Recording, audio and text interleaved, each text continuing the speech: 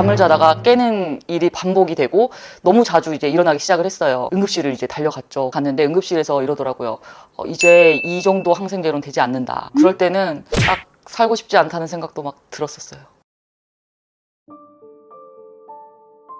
안녕하세요. 저는 과민성 방광과 만성 방광염을 꽤 오랫동안 복합적으로 알았던 40대 초반 라고 합니다. 일중한의원을 만나서 5개월 만에 치료가 됐습니다. 완치가 다 되고 나서 너무 감사해서 선생님한테 전화를 드렸어요. 전화 드렸더니 선생님이 너무 좋아하시면서 또 환자들을 위해서 인터뷰에 좀 응해 주실 수 있겠냐고 물어보시더라고요. 그래서 저도 기꺼이 너무 감사한 마음으로 다른 사람들도 이 영상을 많이 보고 꼭 치료가 됐으면 하는 바람으로 이렇게 인터뷰에 참여하게 됐습니다. 제가 평소에 애주가예요. 그래서 술을 20대부터 좀 좋아했었는데요. 이게 30대 초반부터 시작이 됐어요. 잠을 자다가 깨는 일이 반복이 되고 너무 자주 이제 일어나기 시작을 했어요. 그때 저는 이게 염증인지 모르고 그냥 내가 예민해서 그렇구나 이렇게만 생각을 하고 치료를 따로 하진 않았습니다. 근데 이게 점점 이제 좀 심해지더니 30대 후반에서부터는 밤에 화장실을 가는 횟수가 너무 많이 늘어났고 하루에 10번 정도까지도 가는 상황이 발생을 했었어요. 그래서 너무나 힘들었고 특히 작년 같은 경우에 제가 이제 염증이 너무 자주 재발을 해서 항생제를 먹기 시작했는데 나중에는 이제 항생제도 들지 않을 정도로 너무 이렇게 좀 크게 됐었어요. 빈뇨, 잔뇨도 물론이고 너무 찌릿찌릿한 고통과 분명히 화장실 갔다 왔는데도 계속해서 그 아랫배가 너무 불편해서 약을 먹어도 이제 치료가 되지 않아서 응급실을 이제 달려갔죠. 갔는데 응급실에서 이러더라고요. 이제 이 정도 항생제로는 되지 않는다. 좀 센 약을 처방을 해야 된다. 이렇게 해서 응급실을 다녀왔습니다. 그리고 나서 치료를 했는데도 또 응급실을 가게 됐어요. 너무 고통스러웠죠. 그럴 때는 딱 살고 싶지 않다는 생각도 막 들었었어요. 제가 다니는 이제 비뇨기과도 있었고 또 자주 가는 동네 가까운 산부인과 같은 데 가서 약을 처방받기 위해서 가면 염증 수치가 나오는 정도, 이 정도로만 검사를 받았지 정밀하게 받지는 않았었어요. 제가 비뇨기과도 오래 다니면서 좀 버티고 있었어요. 그러니까 약으로 버티진 않았고 그 보톡스 주사라고 있어요. 그 주사를 그 방광 옆에 근육에다가 주입을 해주면 잠잘 때 좀 편해져요. 그 비뇨기과도 되게 훌륭한 비뇨기과였거든요. 거기에서 치료받고 나면 한 몇 개월 동안은 이제 편안해졌어요. 그런데 다시 또 잠깐 눌러주는 역할을 하기 때문에 완치라는 목적보다는 눌러주는 역할이었기 때문에 다시 또 돌아오고 다시 주사를 맞으러 가고 이래야 되는 상황이었는데 그런데 이제 저 같은 경우는 그거를 좀 벗어나서 일단 방광에 힘이 없다고 하더라고요. 이 소변을 완전히 쥐어짜야만 다른 사람, 일반 사람처럼 소변이 쫙 나오는데 저는 그런 이제 방광에 힘이 없다 보니까 주사로도 이제 나중엔 치료가 되지 않는.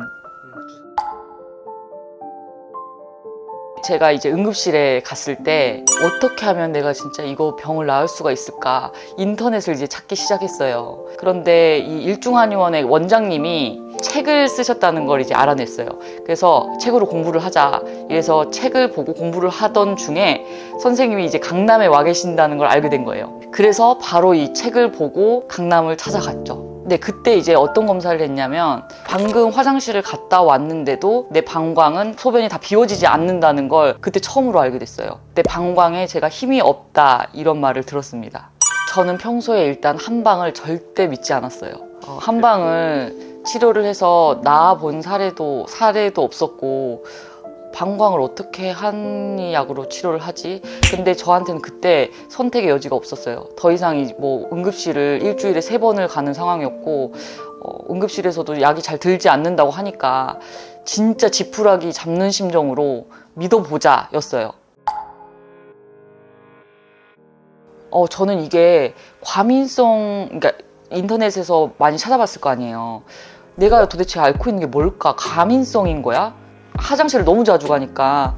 근데 선생님이 그때 말씀하신 게 2가지를 다 갖고 있다고 말씀을 해주실 때부터 아, 내가 이제 두 가지를 앓고 있구나. 과민성 방광과 그리고 염증성이라고 하니까 먼저 염증을 치료해야 된다고 하셨어요. 그래서 먼저 염증을 치료하는 약을 먹기 시작을 했어요. 그걸 한 달 동안 먹었는데요. 그 약을 먹는 도중에 한 번도 염증이 걸리지가 않았어요. 이게 너무 신기했어요. 그 말은 무슨 말이냐? 항생제를 더 이상 안 먹게 됐어요. 제가 한 달에 3번 정도 항생제를 먹었어요. 그러니까 한 달에 3주를 먹겠죠. 그렇게 1년 동안 한 달에 3주씩 항생제를 달고 살았다가 처음으로 항생제를 안 먹게 된 한 달이었어요. 염증은 그렇게 한 달 만에 바로 효과가 나타났고요. 그렇지만 과민성은 계속해서 앓고 있었어요. 이제 느끼는 게 맨 처음에 이제 카페인 마시면서 과민성 방광을 치료했을 때는 나는 왜 치료가 안 되지? 다른 사람들은 2주 만에 다 뭐 증상이 좋아진다고 하는데 나는 왜 이렇게 치료가 안 되지? 2달 먹어봤어요. 근데 또 증상이 완화가 안 돼서 3달째 또 계속 약을 먹었고 이제 4달째에서부터는 카페인을 끊어봤어요. 그때 증상이 확 좋아지더라고요. 그래서 카페인을 마시면 안 되겠다 이거를 느꼈습니다. 술은 5개월 동안 안 드셨어요? 네, 맞아. 술을 한 번은 괜찮게 취하고 먹은 적은 있었어요. 먹자마자 염증이 걸린 적이 있었어요. 먹자마자. 그리고 술을 아예 입에 대지 않았어요. 4개월째 약을 먹었을 때부터는 이제 증상이 정말로 좋아지기 시작을 했어요. 그래서 제가 1시간에 한 번씩 잠을 깨서 화장실을 갔었던 적도 있었는데 30분에 한 번씩 깰 때도 있고 그 약을 먹고 증상이 점점 나아지기 시작할 때부터는 한 번 자는데 한 번, 2번 정도밖에 안 깨더라고요. 지금은 약을 복용하진 않아요. 치료를 마치고 제가 마시고 싶은 술도 마시고 네, 그런 상태입니다. 선생님한테 혼나겠지만 아마 저처럼 한방을 믿지 못하시는 분들이 많을 거라고 생각을 해요. 그런데 제가 약을 먹어본 결과 선생님이 정말로 그 약에 공을 들였다는 게 진짜 느껴지거든요. 왜냐하면 완치가 됐잖아요. 그래서 아마 지금도 얼마나 제가 고통스러운지 알아요. 매일 이렇게 잠을 자다가 깨서 화장실 가는 게 너무 고통스러우실 거예요. 근데 한번 믿어보세요. 믿어보시고 너무 이 고통스러운 걸 참지 마시고 꼭 몇 개월 만에 치료될 수 있는 거면 반드시 좀 치료를 하셨으면 하는 바람에서 진짜 원장님 만나서 제가 삶이 바뀌었어요. 네, 그래서 진짜 너무 감사하다는 말 전해드리고 싶습니다.